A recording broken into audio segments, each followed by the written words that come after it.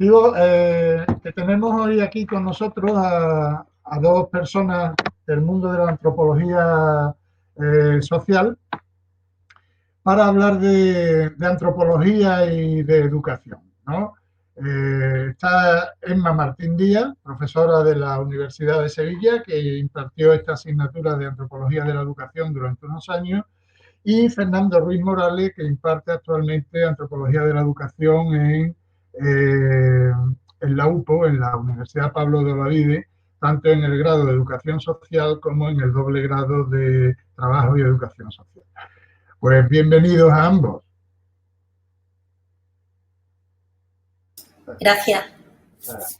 Y yo quería empezar con una definición que cogí de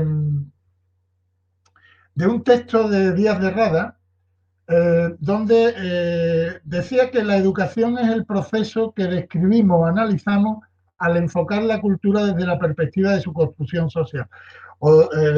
Había escogido esto porque habla de cultura y habla de educación como una construcción social, también la cultura es una construcción social, y quería empezar que explicarais vosotros qué es la antropología social. Pues yo creo que hay una cierta confusión, se ha abusado de la antropología esta física o médica, pero ¿qué es la antropología social y qué papel juega dentro de él lo que es la cultura y la educación? Cuando queráis, cualquiera de los dos.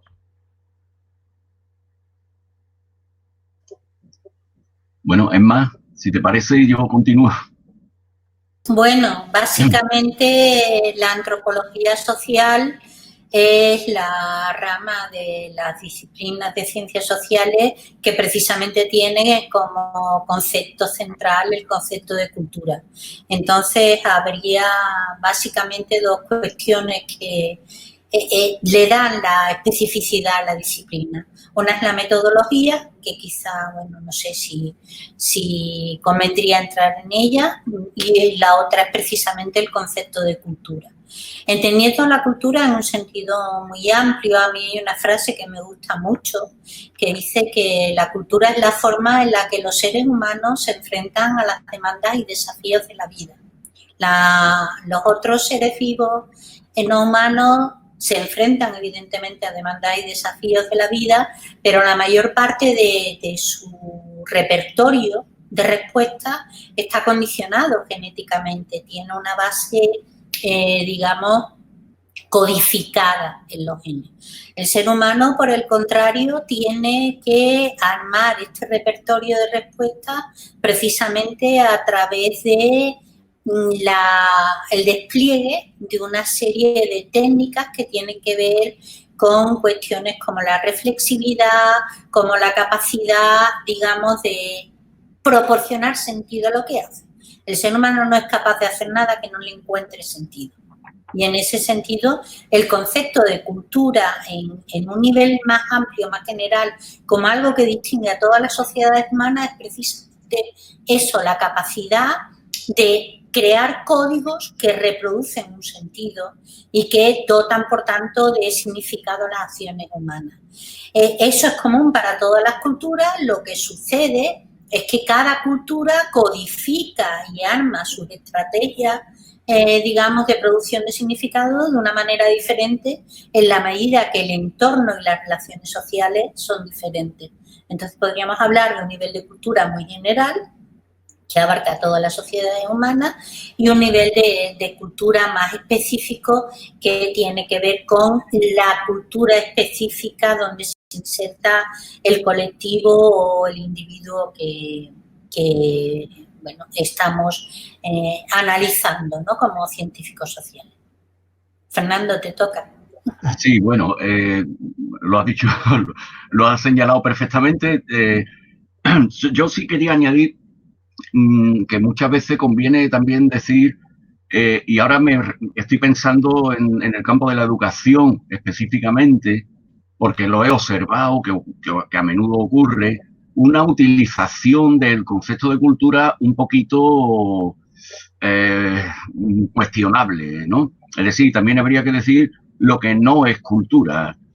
Es decir, he visto cómo muchas veces se tiende a identificar nacionalidad con cultura, por ejemplo, o cómo se tiende incluso lo he observado también, cómo se tiende a identificar raza con cultura.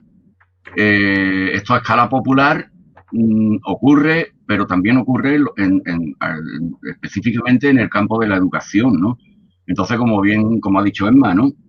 La cultura, pues, es comunicación, es formas de organización social, formas de vivir, de producir. Realmente la cultura es una cosa muy híbrida en realidad, ¿no? La cultura es cotidiana, es algo práctico, ¿eh? Y bueno, en este sentido, muchas veces no se emplea bien el término, ¿no? Y incluso a veces se reifica la cultura marroquí, por ejemplo, ¿no? Lo he visto en contextos educativos, ¿no? Y como si la cultura fuera una cosa estática y una cosa que define identidad de por sí, ¿no? Entonces, bueno, digamos que la cultura es híbrida, realmente, ¿no? Y hoy, en el contexto que estamos, más todavía. Y, por supuesto, no es una cosa estática, como a veces parece que se entiende, ni es una cosa que se pueda, digamos, que pueda servir para encasillar a la gente, ¿no? Que también se observa en el campo de la educación bastantes veces, ¿no? Es lo que quería un poco puntualizar a raíz de lo que la profesora Emma Martín ha comentado. Y dentro de ese panorama que habéis planteado, algo dinámico, algo híbrido, me parece muy interesante esa aportación también. ¿Qué papel juega la educación o cómo entiende la antropología la educación? Es decir, ¿cuál es la mirada específica de la antropología sobre la educación como concepto y como práctica social, me refiero? Bueno, desde la antropología, pues la vemos como una trama de procesos de transmisión.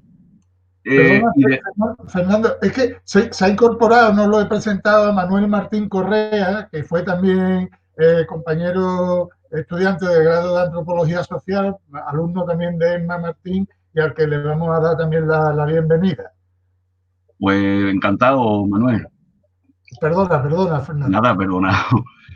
Decía eso, que la vemos como una trama de procesos de transmisión y de adquisición de la cultura, precisamente, pero no solamente transmisión y adquisición, sino que dentro de esos procesos estamos reproduciendo y estamos transformando también las destrezas de la gente, los saberes de la gente, sus disposiciones, las prácticas, los valores, etcétera, la cultura, vaya. Y tenemos siempre en cuenta que ocurre en determinados contextos que son absolutamente definitorios y absolutamente clave. Contextos que son muy diversos, es decir, la educación no solamente ocurre, obviamente, en las escuelas, en los institutos, sino que ocurre en los centros de trabajo y ocurre en las reuniones familiares y ocurre en el tiempo de ocio con los amigos, en fin. Entonces, una idea amplia de lo que es la educación. Son procesos que además, y esto también es importante, ocurren bajo relaciones que a menudo son desiguales. Es decir, porque depende del estatus de la gente, depende de los participantes en estos procesos, depende de las edades, del sexo, etcétera. Son variables que están influyendo en los procesos de transmisión y adquisición de cultura, y que son procesos que están llenos de tensiones, llenos de contradicciones.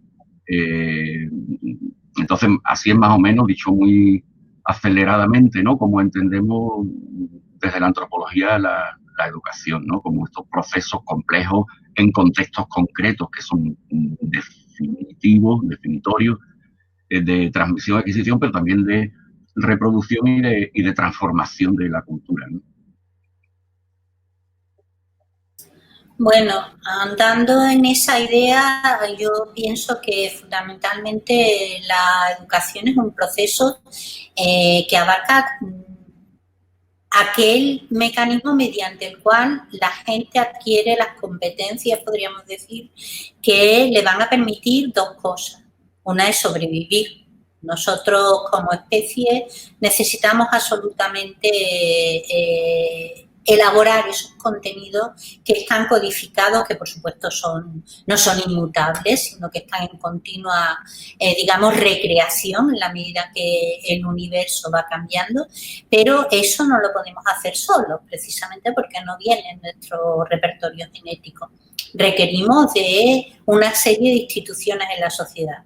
En algunas sociedades, en las sociedades donde existe una educación formal, es evidente que la escuela es un factor fundamental, pero también lo es la familia, pero también son los grupos iguales, pero también son las redes sociales que construyen mundos que están dotados de sentido y que los individuos van procesando. En ese sentido, la educación es un proceso claramente holista.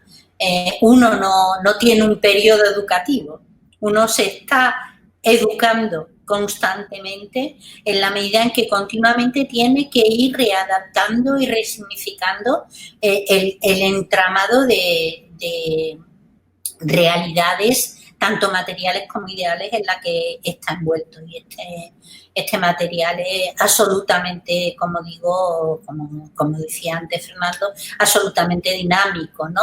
Pero yo reforzaría la idea de que la educación es sobre todo un proceso claramente simbólico. Es decir, aquello que, por ejemplo, para nosotros no entraría dentro de nuestras clases, resulta muy complicado que lo podamos aprender porque simplemente de principio lo rechazamos. Es decir, el proceso de aprendizaje de alguna manera está absolutamente relacionado con la propia reflexividad, y en ese sentido nuestro propio bagaje, nuestro propio entorno nos va condicionando hacia digamos, una dirección en ese proceso educativo. Por eso es tan importante, como decía Fernando, tener en cuenta que los procesos educativos en sociedades desiguales se dan siempre en absoluta situación de desigualdad. Y, por tanto, ninguna institución per se tiene la capacidad suficiente para trascender esta desigualdad, ¿no?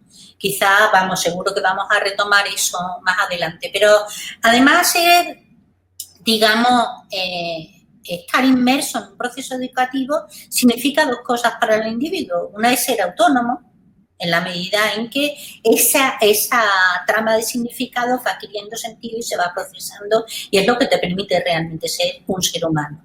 Pero también la educación, como se da dentro de un contexto cultural concreto, te convierte en un buen miembro del grupo o intenta convertirte en un buen miembro del grupo.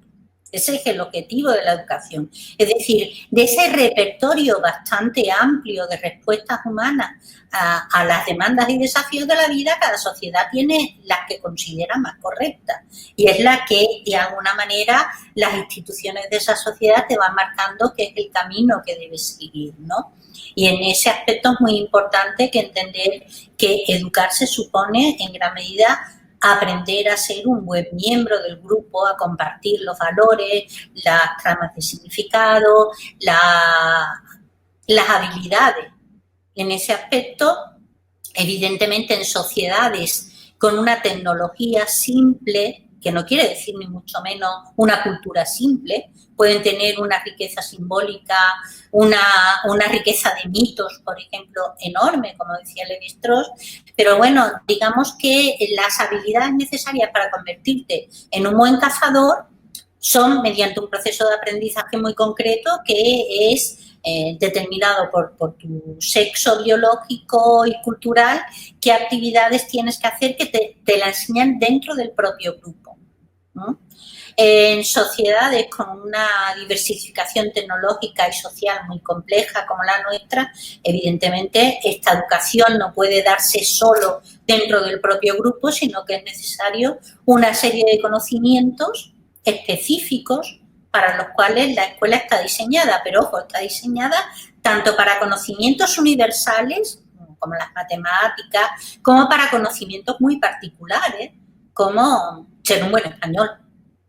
Y ahí está el mapa cuando entramos y es, por ejemplo, una de las cosas que más nos choca cuando vamos a otros países y entramos en un aula, ver que a lo mejor, pues, como me pasó a mí en Argentina, España está como muy para la derecha y muy para lo alto y muy mal situada, ¿no? Porque, claro, desde Argentina el mundo se ve de otra manera. Entonces hay, digamos, dentro del proceso educativo en las sociedades complejas, formalizado una serie de conocimientos que todos comprendemos, que todos asimilamos, que son universales, que nos permiten, pues eso, utilizar un ordenador, poder leer un texto aunque está en diferentes idiomas, porque podemos aprender los idiomas, pero luego hay toda una serie de conocimientos que no se elaboran tanto de manera consciente como inconsciente, que tienen que ver con cómo deben comportarse los chicos, las chicas, cómo debe comportarse un español, desde qué punto de vista miramos la historia, que de alguna manera nos hacen que el proceso educativo no solo lo percibamos como algo necesario para nuestra vida, que evidentemente lo es, sino que además nuestro proceso educativo es el que hay que hacer para estar en la vida, ¿no? Es decir, de alguna manera la educación conlleva también hasta cierto punto un fuerte, lo que decimos los antropólogos, etnocentrismo, porque hay toda una serie de bloques de conocimientos que tiene que ver con los mundos sociales que está visto desde un prisma que es propio de la cultura del individuo. Pedro, creo que quería... Sí, yo quería plantear, por acercarnos un poco al mundo escolar, yo además parto de mi origen universitario es de historia, estoy ante gente porque ha estudiado antropología, lo comparto un poco de cierta ingenuidad, entre comillas, sobre lo que pueda preguntar, ¿no? Pero sí me gustaría de antropólogos de la educación como ustedes, un acercamiento al concepto de cultura escolar. Es un concepto que usamos mucho los que estamos en el área educativo. ¿Qué es para ustedes, si existe o no ese concepto de cultura escolar? E incluso también una doble pregunta, es decir, si en ese concepto de cultura escolar hay un campo de lucha. Quiero decir, en la definición misma hay distintas tendencias conceptuales o distintas tendencias teóricas.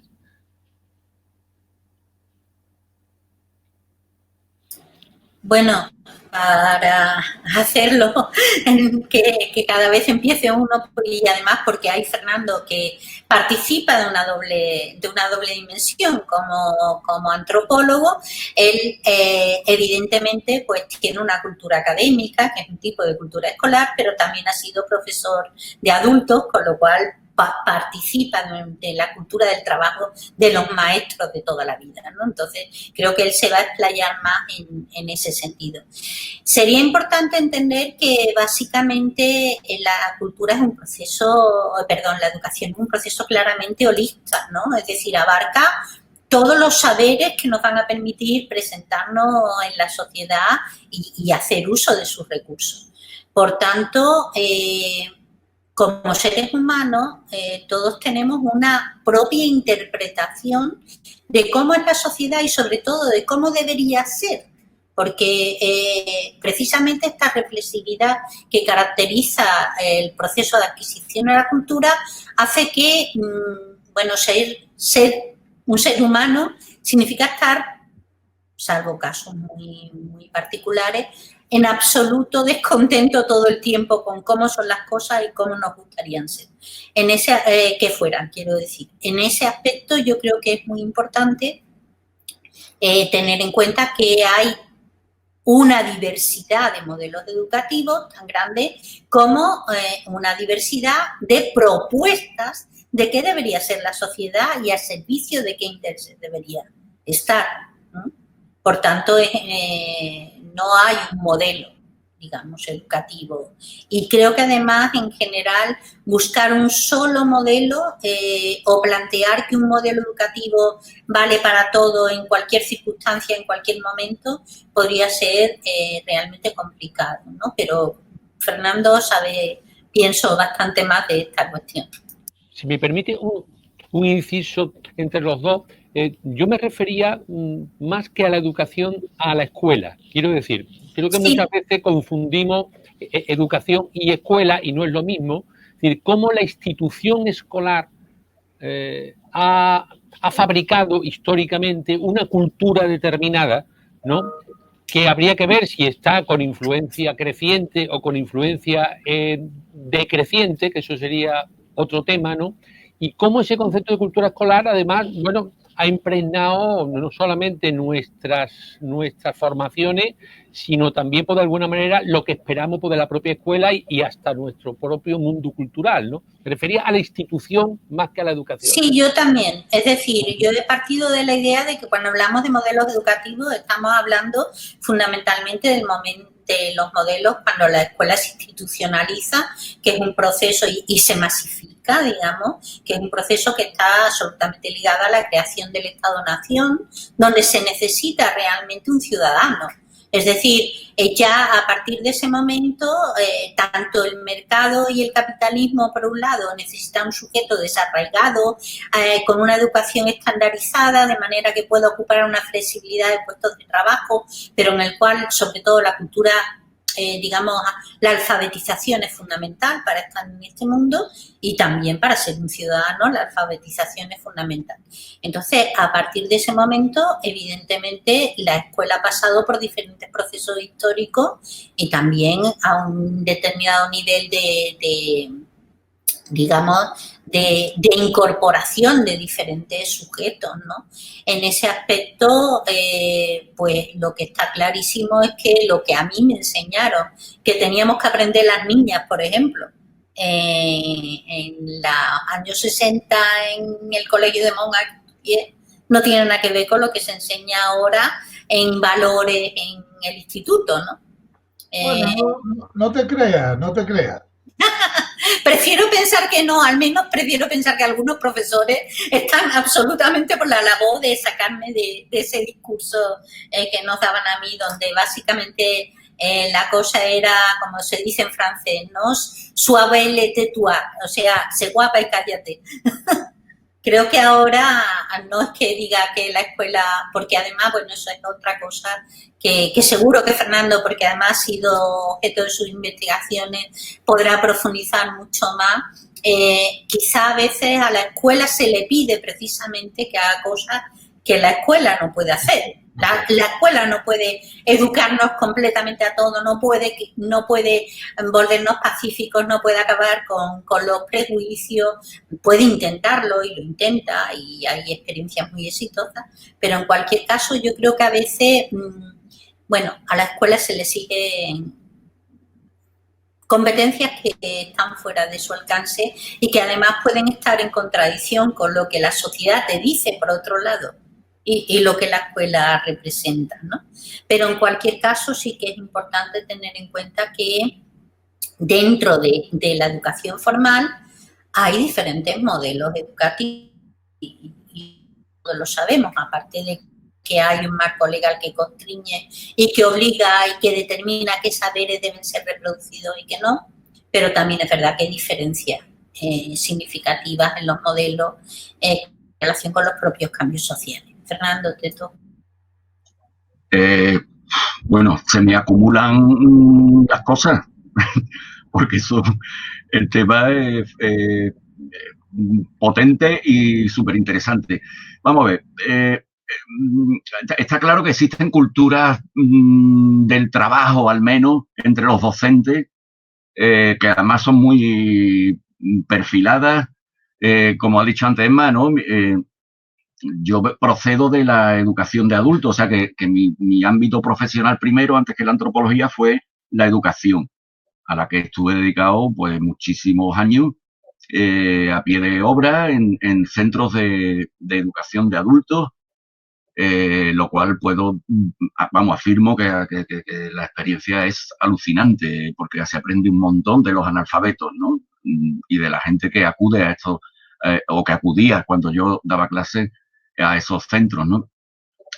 Y hay una cultura del trabajo docente impresionante, que eso es así. El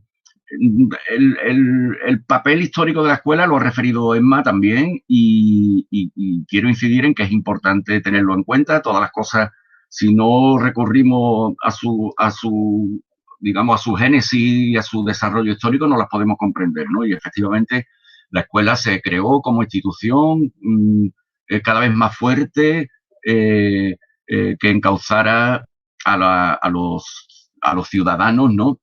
Para integrarlos en las culturas dominantes a escala estatal, las culturas nacionales, y para adaptarlos también a los nuevos ritmos productivos, ¿no?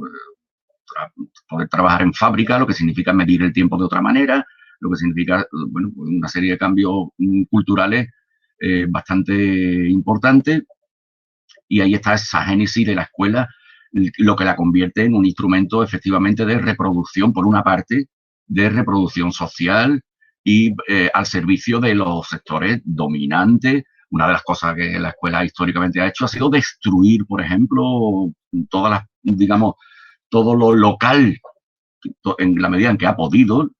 Yo me acuerdo, Emma ha hecho referencia a su escuela de chicas, yo me acuerdo de la mía, en la que nos contaban, y atención que esto no ha cambiado, efectivamente no ha cambiado tanto, los maestros que hablábamos mal, porque no hablábamos con las S y las J, ¿no? Entonces hablábamos mal, y eso nos lo tenían inculcado y nos lo creíamos. Entonces, digo, y eso ha cambiado algo, pero tampoco ha cambiado del todo. A mí me han contado estudiantes universitarios de hoy cómo hay profesores que los corrigen para que hablen castellano, sobre todo en derecho, porque queda feo un tío o un abogado en un juicio hablando andaluz, por lo visto. Entonces, estas cosas están ahí. Eso por una parte. Por otra parte, claro, yo tiendo a ser bastante crítico con determinados planteamientos que se observan en la escuela, pero porque además la he vivido desde dentro. Entonces, por ejemplo, en relación con la cultura escolar que plantea Pedro, ¿no?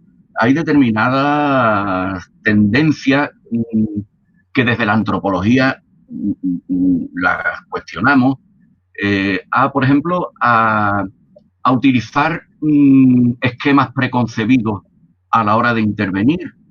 Es decir, a creer que uno lleva la verdad, a creerse uno que, como es el docente, va a educar a los demás, y uno tiene la verdad, y uno tiene el conocimiento, y uno tiene que aplicar determinados esquemas a la realidad que le toque. En realidad, desde la antropología lo vemos justamente al contrario. Es decir, desde la antropología tenemos un principio metodológico fundamental, que es el extrañamiento. También ha salido aquí, de alguna forma, el extrañamiento, el no dar nada por sentado, ¿no? El relativismo. Esto nos conduce a un cierto relativismo, ¿no? Tenemos tendencia, sabemos que hay que mirar las cosas de manera holística, ¿no? Hay que ver las cosas desde todas las perspectivas posibles, ¿no? Y bueno, y hay que acercarse a la realidad para conocer la realidad. Entonces, normalmente desde la escuela se tiende a hacer lo contrario, es decir, no parto de conocer la realidad, sino que parto de aplicarle a la realidad que me haya tocado, independientemente de otros factores, de aplicarle determinado plan, eso está en la cultura escolar, por decirlo así, ¿no? Ese tipo de planteamiento prescriptivo. Entonces, en la antropología lo que pretendemos precisamente es lo contrario, es decir, desentrañar cómo son los procesos educativos, pero no aplicar fórmulas ni prescripciones sobre. No sé si me estoy explicando, ¿no? Entonces, claro, ¿Qué pasa? Que la escuela, otro elemento de esa cultura escolar, aunque lo pongamos entre comillas, no sé, otro aspecto que observamos, ¿no? Es que la escuela se encuentra con problemas acuciantes.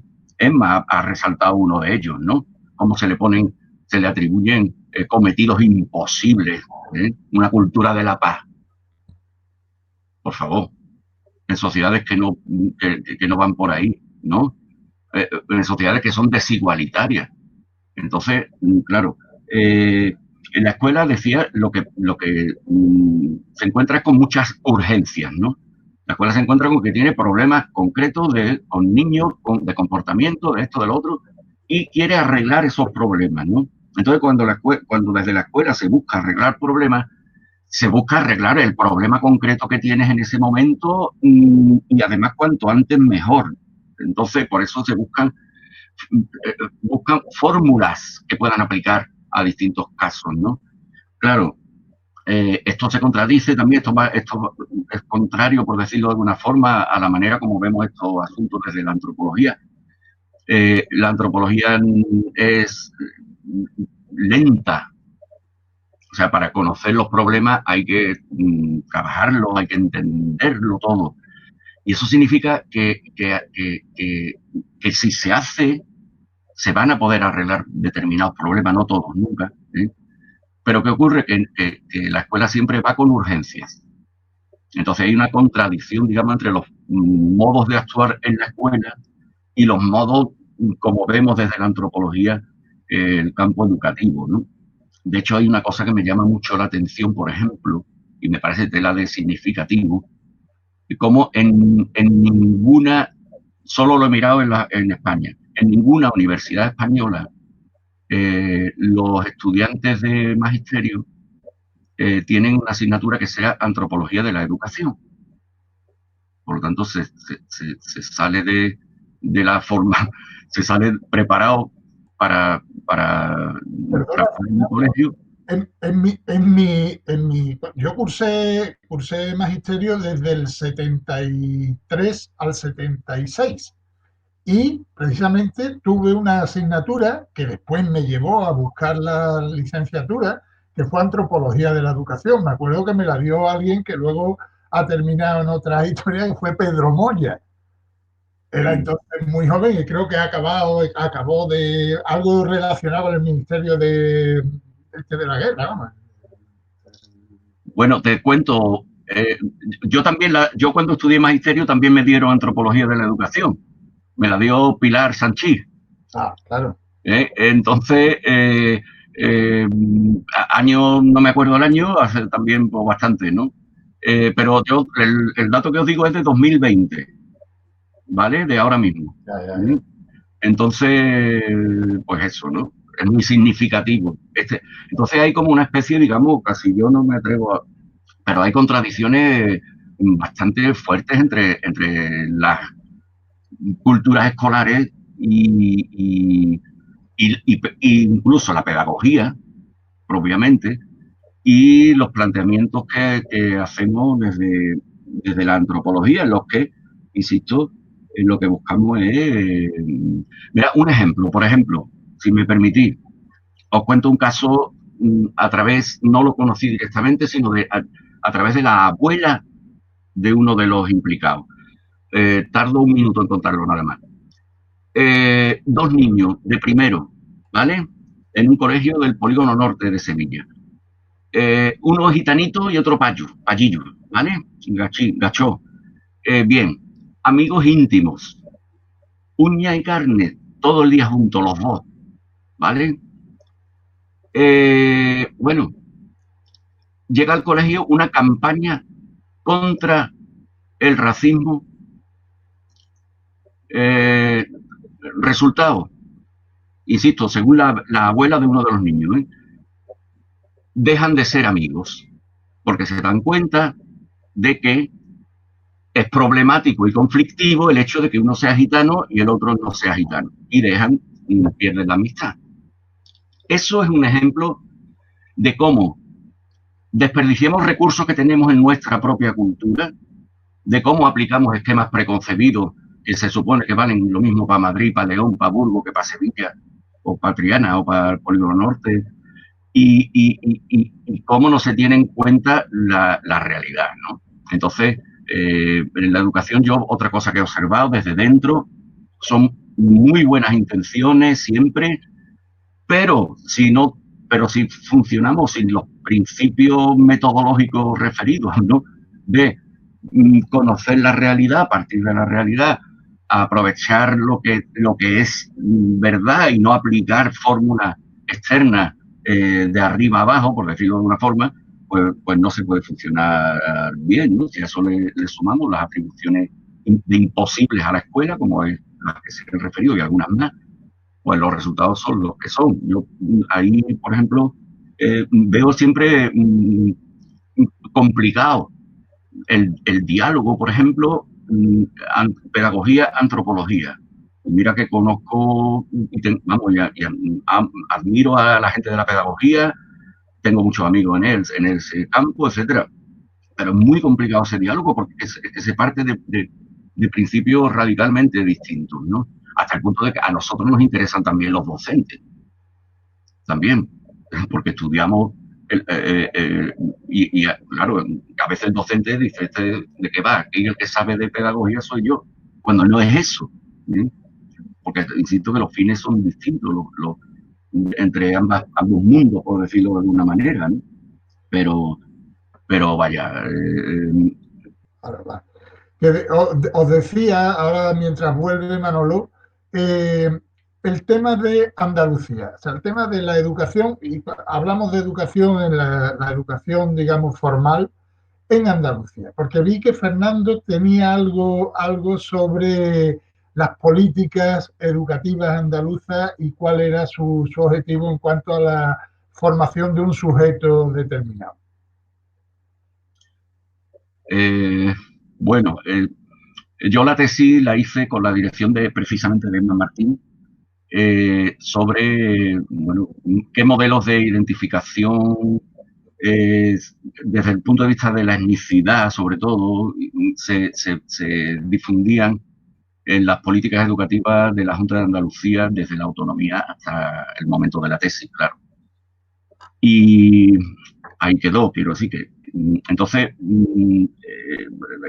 habría muchas cosas que comentar, ¿no? Pero sobre todo lo que quisiera resaltar es que es cierto que se hace en Andalucía desde que empieza la autonomía un enorme esfuerzo en infraestructura, porque el punto de partida, como bien sabéis los que estáis ahí, era penoso en cuanto a la educación formal en Andalucía. Pensar en el año 78, 79, entonces, bueno, se hace un gran esfuerzo en infraestructura, en colegios, mejorar colegios, cubrir plazas que se demandaban, pero sin embargo en el tema concreto que yo estudié, ¿no? Esos esfuerzos no fueron acompañados por otros esfuerzos de otro tipo, ¿no? Es decir, no se cambió nada estructural, por decirlo así, ¿no? O sea, inversión en infraestructura, pero en lo estructural, pues nada. Y concretamente, bueno, a los niños y chavales de los colegios de ese periodo, pues se les seguía enseñando una falsa historia, se les seguía ocultando muchas cosas de la propia historia de Andalucía y de la propia cultura habitual en Andalucía. Se le transmitía, bueno, que ante todo, bueno, el modelo de identificación español principalmente, y luego en los últimos tiempos que yo revisé, el europeo, ¿no?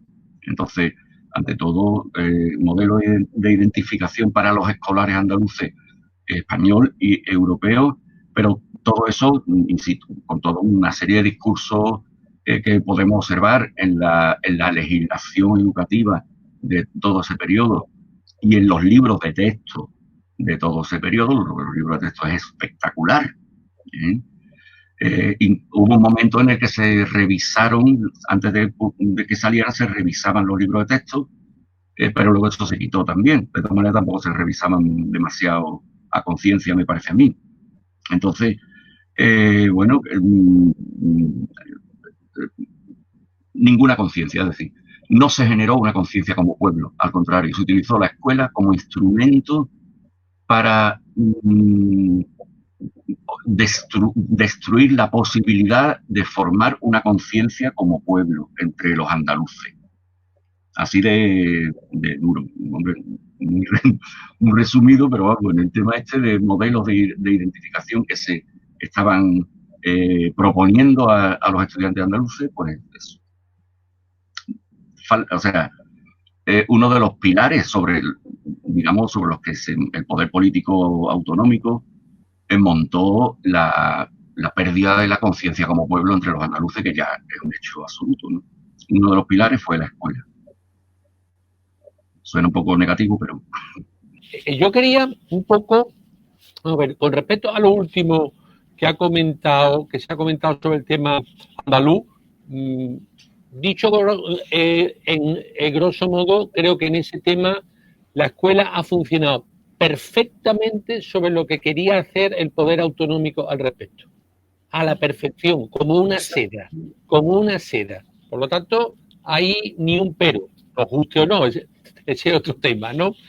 Y después, a mí me gustaría plantearos también lo que hablabais de que en la educación, efectivamente, un proceso simbólico de aculturación, eso es evidente. Pero ¿no habría que ir ya poniendo en cuestión de que la escuela sea hoy por hoy, en 2021, el instrumento principal de ese proceso simbólico de aculturación, que no tiene nada que ver con el papel y el poder que tenía antes, que en este momento no hay tribu que eduque, no es verdad, y los procesos simbólicos de aculturación lo están llevando otros instrumentos con más eficiencia y con más poder que la escuela? Mira, por meter también una cosa añadida a lo que dice Pedro, que me parece importante, es, por ejemplo, con respecto a la pandemia, nosotros en redes hemos visto que la escuela se ha convertido prácticamente en el único instrumento de conciliación, eso que se llama la conciliación. Sí, no se le ha exigido a las empresas ningún papel en la conciliación y se le ha exigido solo a la escuela, hasta el punto que, a pesar de la adversidad climática que estamos padeciendo, los niños están hoy en la clase con mantas, con los chaquetones y con las ventanas abiertas. A ver cómo... Este tema da para una tesis. Plantear cuestiones como, ahora en 5 minutos que se puede soltar. A ver, evidentemente la escuela es un instrumento del grupo dominante para la reproducción social. Eso es así, es decir, la función de la escuela, como yo decía, es crear buenos ciudadanos, y los buenos ciudadanos son aquellos que no cuestionan, que asumen absolutamente una serie de discursos. En ese sentido, para poder pasar, como decía Eugene Weber, de campesino a francés, la escuela fue fundamental, porque ser francés es un proceso de imaginación. Y para tú poder identificarte con algo que es absolutamente abstracto, necesitas de una institución fuerte que tenga un poder no solo de legitimidad simbólica, sino también disciplinario, muy importante. Yo aquí no vamos a tocar Foucault, pero vamos, en esa línea, que en ese momento la escuela lo adquiere. La escuela se convierte, por tanto, en una institución que genera y produce una fuerte autoridad. No tanto los docentes, la escuela como institución. Por eso decía lo de los modelos educativos.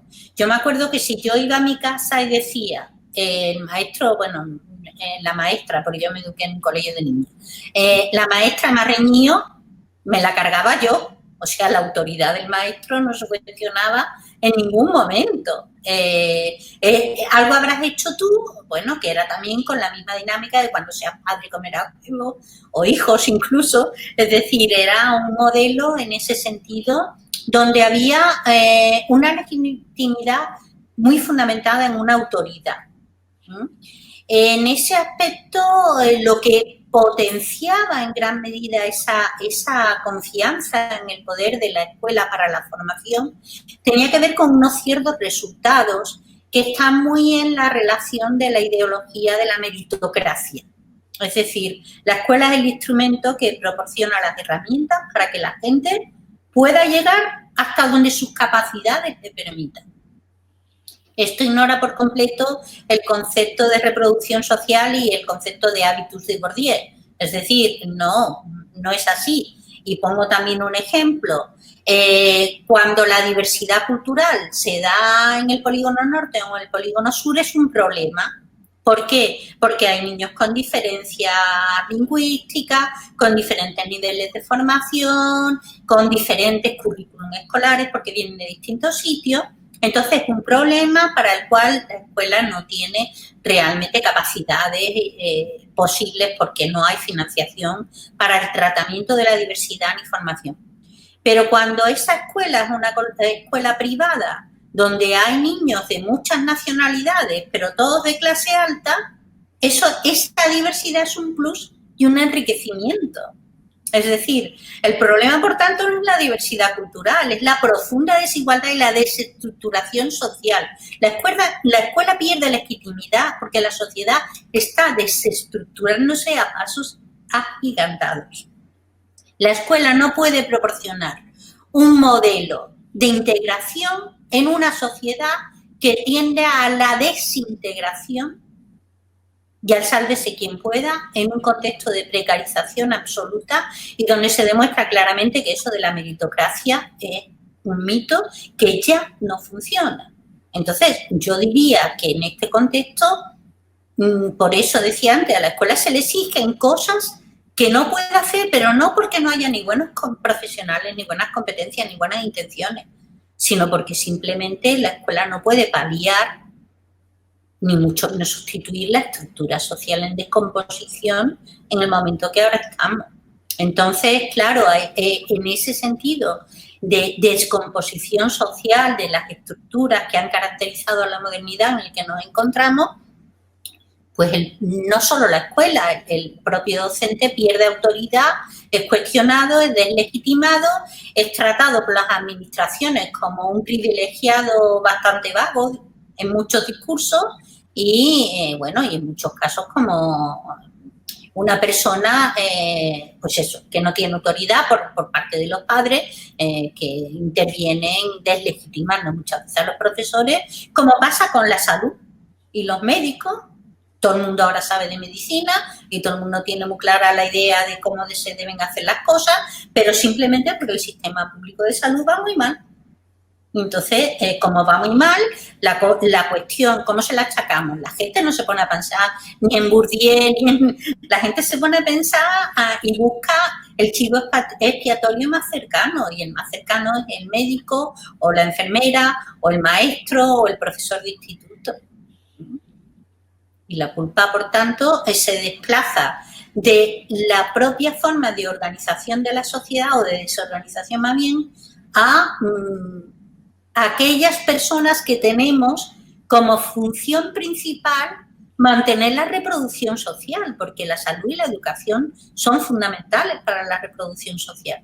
Pero en la medida en que cada vez estamos en un contexto de desintegración, perdemos incluso muchas de las capacidades que tenemos, independientemente de la buena voluntad de la gente, que yo pienso que, aunque por supuesto puede haber ejemplos concretos muy lamentables, la mayor parte de los docentes, igual que los sanitarios, tiene una cultura del trabajo, de compromiso con la gente muy alta, que a mí sí me gustaría poner en valor, porque creo que se tiene muy pocas veces en cuenta. Y lo que tú decías, Andrés, o sea, todo el mundo se acuerda de las enfermeras y de los sanitarios en general, pero el esfuerzo que ha hecho la escuela en estas condiciones de pandemia donde además se ha convertido en muchos casos en, como tú decías, en el único elemento de conciliación, o el hecho de que ahora mismo, con el frío que hace la aula, con las ventanas abiertas, pues bueno, es algo que simplemente ni siquiera se valora. O sea, nunca vemos a los maestros como figuras fundamentales en la pandemia cuando lo han sido. ¿Por qué? Pues porque hay una deslegitimación social de la escuela, total de la escuela, por el simple hecho de que realmente esa función que teóricamente tenía de permitir que aquellos capaces llegaran lo más lejos posible, pues ha demostrado que era el mito fundacional que ahora mismo no se va a cumplir, ni se cumple, ni se va a cumplir. Tenemos ya por la pregunta de Manolo en el chat, hombre. Andrés, si acaso pues le das voz, ¿cómo lo haces? ¿Pero está ahí el chat? Sí, está en el chat ya. Si quieres lo leo. Sí, léelo. Ah, bueno, ya. Así léelo, Pedro. En primer lugar, pedir disculpas por esto, un problema que seguramente pues solo se deben a mis dificultades con la tecnología.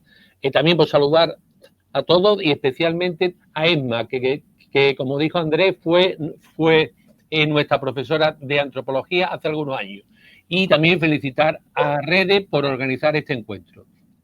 Lamento por no haber podido participar. En cualquier caso, es magnífico el escucharos. Si acaso trasladar una pregunta a nuestro invitado referida a eso de que la antropología es también aquello que hacen los antropólogos. Así que yo preguntaría sobre las etnografías que se están haciendo sobre, por ejemplo, la cultura profesional del maestro, es decir, sobre el oficio como conjunto de hábitos, respuestas y experiencias que caracterizan el papel del maestro, que en muchos casos apenas tiene que ver con las normas, la burocracia o los manuales de pedagogía. Como veis, una pregunta sencillita, ¿eh? Bueno, hay trabajos, hay trabajos. Lo que es cierto que no hay demasiado realmente. Ten en cuenta también, o sea, el estudio como se hace desde la perspectiva antropológica, que tú lo sabes bien, Manolo, el estudio de cualquier aspecto de la escuela, estamos ante una institución de todas maneras, a pesar de la crisis radical que ha referido Emma, ¿no? Estamos ante una institución fuerte, entonces no es fácil, hay que estar dentro de la escuela, por decirlo así, para poder hacer etnografía de la escuela, ¿no? O sea, hay que estar dando clases y haciendo el doble papel de docente y de investigador, lo cual es bastante complicado. Entonces, bueno, sí hay estudios por ahí sobre esto, pero que hacen falta mucho más, sin duda. Más hay en Cataluña, por ejemplo, en Andalucía hay poquito, como en tantos otros campos, entre otras cosas, bueno, no me voy a meter en posibles motivos, ¿no? Unos son económicos, pero también los hay de más tipos. Pero sí hay estudios, pero es necesario más sobre los docentes. Tú que has dicho, Manolo, que la antropología es lo que hacen los antropólogos, pues es verdad, ¿no? Es cierto, sí, señor. También ten en cuenta que en la investigación, o sea, en la etnografía también somos protagonistas y lo tenemos que tener presente. Eso lo sabes perfectamente. Entonces, efectivamente, me parece acertada la expresión, ¿no? Yo no sé si he contestado o no, más bien he divagado. Yo recuerdo algún libro que la verdad que no ha tenido continuidad, por lo menos que conozca yo, menos en España y menos en Andalucía, que era libro sobre la micropolítica en la escuela, que el libro creo que era de Val, creo recordar, no recuerdo ahora el autor. Pero la verdad que es una línea que no ha continuado después, ni mucho menos en España y mucho menos en ámbitos cercanos. Y desde luego, lo digo yo ahora desde la faceta de experiencia como inspector, las micropolíticas escolares darían para mucho. Oye, pues... Absolutamente, o sea, y además incluyendo la propia presentación corporal, cómo se le pide a los niños que se comporten en el aula, que se sienten según se sea niño o niña, el tipo de espacio, el tipo de comunicación, cómo se atiende a un niño con dificultades y problemas, cómo se atiende a una niña, cómo se atiende a una persona, a un escolar que es de otra etnia. todo eso, evidentemente, es fundamental, pero como decía Fernando, la cosa es que eso implica que en realidad para poder hacer etnografía en la escuela uno tiene que ser las dos cosas, antropólogo y docente, porque uno no puede hacer etnografía metiéndose en una clase, eso ya es una distorsión tan total de la clase que básicamente, bueno, pues todos lo hemos hecho alguna vez, ¿no? Meternos en una clase porque nos han invitado a dar una charla, lo que sea, eso no tiene nada que ver con lo que es la docencia cotidiana, ¿no? Y podemos hacer cierta observación de recreo, pero desde luego si no conoces a los niños tampoco te sirve mucho, como la persona que está allí que conoce las redes, ¿no? Eso es cierto, Emma. Lo que pasa es que yo muchas veces, cuando hablas con los docentes en la escuela, con los que están un poco en el calor agónico del aula, yo muchas veces he tenido la dificultad de que me parece que falta distancia. Es decir, es verdad su relato, es verdad su relato y no le puedes contestar, pero hay una falta de distancia que le impide ver otras cosas. Absolutamente. Totalmente. El extrañamiento es parte de la profesión nuestra. Totalmente de acuerdo. Lleva a mi juicio a una contradicción profunda. Es decir, los que hemos estado en aulas con niños sabemos que el acercamiento, o sea, lo que es lo que se llama la empatía, tiene que ser absoluta. Estamos mal educados para la empatía, más educados para la simpatía que para la empatía, y a su vez el trabajo como antropólogo exige ese distanciamiento de tu práctica, aunque sea en una segunda fase. A mí, por lo menos, en los intentos que he hecho, se me ha hecho tremendamente difícil, tremendamente difícil. Además, hay que sumar la carga de trabajo del docente, que además, por lo que yo veo y escucho, cada vez está siendo mayor, sobre todo en cuestiones burocráticas. Sí, sí. Entonces, es muy complicado, francamente, como docente, ejercitar de antropólogo, muy complicado, muy complicado. Oye, y luego también porque los problemas inmediatos, lo que contaba yo anteriormente, ¿no? Las urgencias y en el contexto. Y sobre todo, Fernando, en los ambientes desfavorecidos, como decía, abierto nuestros canales para lo que necesitéis. Mira, Andrés, de todas maneras, si nos permite, he vuelto a poner en marcha por la grabación y podemos tener un poquito más tiempo. Lo digo porque hay otra pregunta muy interesante de Manolo. ¿Están dispuestos? Sí, y una cosita que yo les quería preguntar, porque siempre somos buenos estudiantes, ¿no? Para terminar. Dice Manolo, recuerdo que cuando estudiaba antropología no existía antropología de la educación, al menos aquí en Sevilla. Y sin embargo, yo veía en la escuela análisis antropológico a nivel micro por todas partes. En la escuela hay relaciones de poder con minúsculas y con mayúsculas. Hay tradiciones, ritos, símbolos, etcétera, ¿no? Y yo quería, junto con lo que dice Manolo, añadiros, si no os importa, ¿recomendaríais algún libro para alguien que quisiera entrar en estos temas de antropología de la educación, cultura escolar, etcétera, etcétera? Para terminar. Sí. Hombre, yo, porque queda feo que lo diga él, recomiendo los dos libros que tiene sobre el tema Fernando.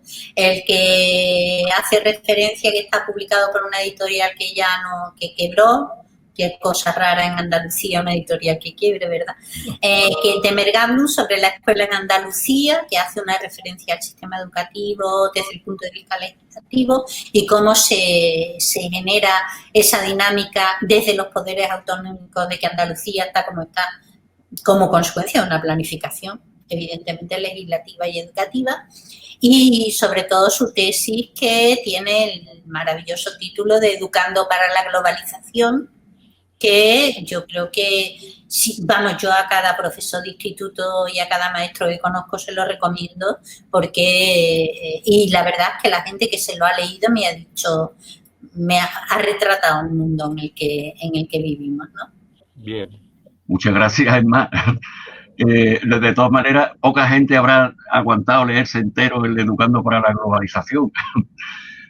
Yo aconsejaría también, ya de manera más genérica, este famoso, que la portada es amarilla, Lecturas de Antropología para Educadores, ¿no? Creo que ese libro es muy bonito, muy interesante, muy clarificador. Creo que Ángel Díaz de Rada, que habéis nombrado, es de los editores de ese libro, no me acuerdo quién va, pero 2 o 3. Y luego también aconsejaría otro reading, también otro libro de capítulos de autores distintos, que se llama ¿Es la escuela el problema? Y ese libro es una preciosidad también. Yo aconsejaría, como, digamos, entradas a una visión antropológica sobre la educación, esos dos libros. Pues muchas gracias. Gracias, Pedro, a vosotros. Gracias. Muchas gracias por invitarnos. Y ya os digo, yo os mandaré nuestras publicaciones. Cuando pueda os haremos llegar un modesto regalo a cada uno de 2 publicaciones. Una precisamente de Manolo Martín Correa, que está aquí con nosotros y que escribe muy bien. Tiene un libro hermoso que se llama Con trozos de tiza. Dice que son unos apuntes ingenuos, unos apuntes para una pedagogía ingenua. Es un libro muy, muy hermoso. Más, bueno, nuestro manifiesto como asociación. Reitero las gracias a los dos y espero que volvamos a encontrarnos pronto y con una cerveza de por medio, que es como nos gusta a los andaluces. Venga, gracias a vosotros. Un abrazo. Hasta luego. Hasta luego.